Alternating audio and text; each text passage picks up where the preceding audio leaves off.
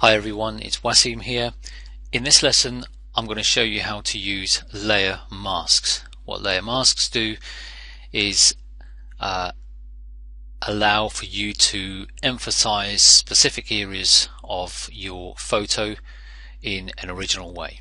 Okay, and I'm going to show you the way that I use it. There's many ways of using it, but I use it for this specific reason. I'm going to open up an image. These are a load of photos that I'd taken. Let's use this one. Okay, so I'm going to go to image. I'm just going to resize it so I don't have to keep zooming in and out. Image size, I'll put that to 900 and press enter. That will do. Now what we're going to do is change this image to a black and white image, but we want the red coloring pencil to be standing out, and we want that to stay in color. So that's where layer masks are going to come in handy. But I'm going to show you what a lot of people do in Photoshop to get that same effect. It may look just as effective, but it makes your image non-editable once you've saved it, and that's not the way a workflow should be in Photoshop. So this is another one of my tricks that I use to keep everything editable. But let's first go through the way that people generally do. They duplicate the layer. Okay, so you drag this layer into the new layer icon and let go, and now you can see that there's two identical layers. We've just duplicated the background. Okay, if I turn the top layer off, you won't see any difference on the canvas, simply because we've got the exact same image underneath. So we'll just switch that one back on. We'll go to Image, Adjustments, and Black and White, and we'll click OK. So now you can see it's turned to black and white, but when we turn the visibility off by clicking on this eye icon on the top layer, we can see that the image, the layer below, is revealed, which is color. Now what people generally do is get the eraser tool and they just erase a part of the top layer. If I just turn the bottom layer off for a second and I start erasing this, you'll see that I've just created a hole in the image. I've just deleted that pencil. Yeah? I'm going to turn this one off and turn the bottom one on, sorry. And as you can see, the bottom layer is still intact, simply because I only erased the red pencil area on the top one. But when I switch that one back on, look what happens. That's because the layer on top has now got a hole in this part here. We could make a hole here and make this show through. Yeah, so that's a very simple way of making a particular area of your image stand out. But the problem with doing it this way is this. We'll save this actually. We'll save it on the desktop and just call it red pencil. And then we'll close this and we'll open it again, and I want to show you something. Desktop. Where did I just save it? Red pencil. Okay, so now what happens if I wanted to make this red pencil back into black and white? The problem with this is I would have to get rid of that layer and duplicate that layer again, and then go into all this and turn it into a black and white image and click OK. Okay, so what I've had to do is unnecessary work there. So this is the correct way of doing it. You duplicate the layer, turn it into black and white, and there's a little tool down here which is called the layer mask. If you hover over it, it says add layer mask. So left click on that and you'll see another little thumbnail appear within that layer on the right hand side of the photo. Once you get that, you grab the brush tool, and over here on the left hand side you'll see that the foreground color automatically gets set to white and the background color gets set to black. When the foreground color is white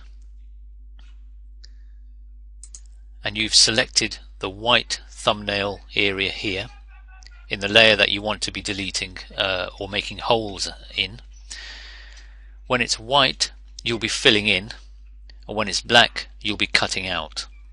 And the way to change it is by pressing X on your keyboard, and these two, just when I press X, keep an eye on this foreground white and the background black. They'll swap round like that. Okay, so every time you press X they go back.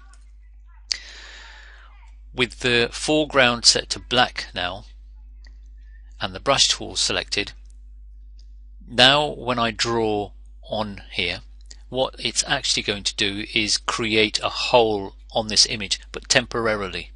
And that's what that layer mask is. The mask is like a transparent sheet that I can make a hole out of, revealing the layer underneath. Okay, so there's a black and white image. When I draw on top of here, it's going to reveal this layer underneath. So let's go ahead and do that. So red, and there's the pencil area showing through. And just before I continue, let me just turn the bottom layer off, and you'll see that what I'm actually doing is just making a hole in the layer of where the black and white image is. That's all I'm doing, except the image is actually intact, and that's where the layer mask allows me to keep my image editable. Okay, so it's not like the one before where I literally used the eraser tool and made a hole in it and saved it and came back and found that the hole was still there and I had to start all over again. Here, let's just put that one back on again. If I suddenly decided now, well, I don't want the hole to be there, I don't have to keep pressing Control and Z to make the computer to go back each step, like an undo kind of step. I don't have to do that. All I do is press X and swap these two round over here on the left hand side like that, and now Photoshop knows that the foreground is white, and now it just needs to fill in the hole. So now when I scribble on there, it's going to fill it back up again, covering up the hole and not allowing the image underneath to be seen. And that's simply it. So if we go back into here, press X to swap these two around, and this time we'll go and do the whole red pencil, and you'll see that you can use this effect for when you want to make a certain part of the image stand out. Now if you were talking about the color red here, you know, red is used for quite a lot of colors, isn't it? That could be quite a good poster within itself with some kind of message written in here. Okay, so that's how to use the layer mask. How else could I use it? Well, let's close this and go onto desktop. Let's go back into the images again. See what other images I have. And the reason why I haven't sort of rehearsed some of these tutorials is for you to be able to kind of see you know, just what it takes when you're looking for images, how long it takes, and just to get an idea of what workflow and the time it takes. Okay, so let's just grab this image, and you can do the same here again. You can duplicate the image by dragging it into the new layer icon, going to image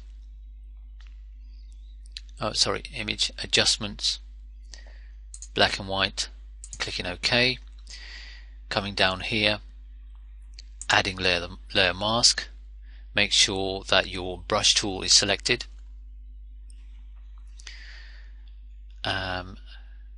Make sure that your brush tool is maybe large enough.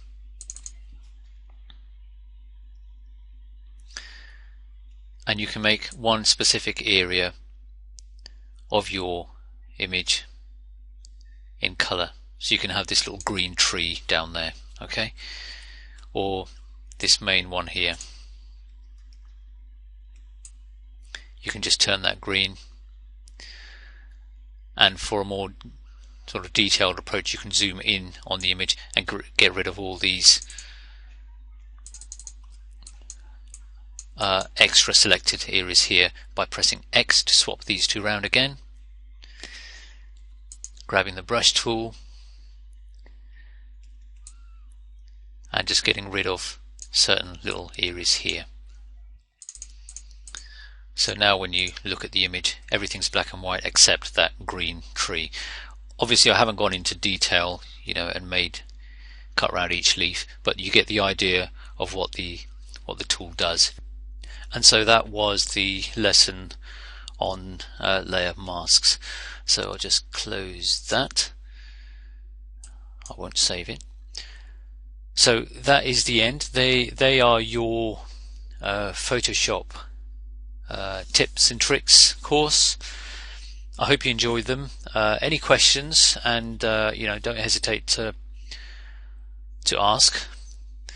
And also, I would like for you to kind of have a go at certain images and communicate between each other, on the forums. That's something that I didn't do when I first started designing. I just sort of sat on my own and had a go, and I kind of struggled for ages and ages. I didn't really have the guts to ask people on forums, simply because I was too embarrassed to show my pictures. And we've all got to start somewhere, and if you're kind of struggling or you're making a few mistakes here and there, the best way to improve is just to make something, just to have a go, just get right in there and do it, and just show your pictures to each other and get feedback, and just honest feedback, and a good constructive criticism always helps. Okay, so I hope you enjoyed the course. As I said, any problems or any kind of extra tips that you like, get in touch through Udemy, and I've quite enjoyed teaching you actually. So I shall see you later. Good luck and enjoy Photoshop.